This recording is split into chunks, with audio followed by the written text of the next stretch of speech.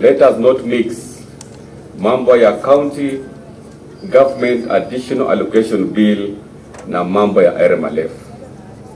Road Maintenance Levy Fund katika sheria yetu na katiba yetu, counties also have roads to maintain.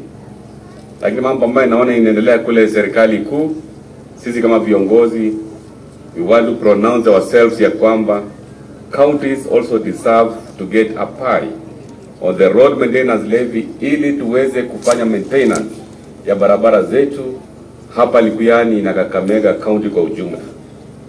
Juzi nimeona rais akisema hiyo mambo ya road maintenance levy, governors waachane na hiyo pesa, yeye atakuja kupanga mambo ya barabara hapa. I want to tell our president with all the due respect ya kwamba devolution envisaged mambo ya maintenance ya barabara inafanywa na counties. We cannot have somebody seated in Nairobi kuja kuamua barabara hapa Sokomoko itakuwa maintained na nani. That is the essence of devolution.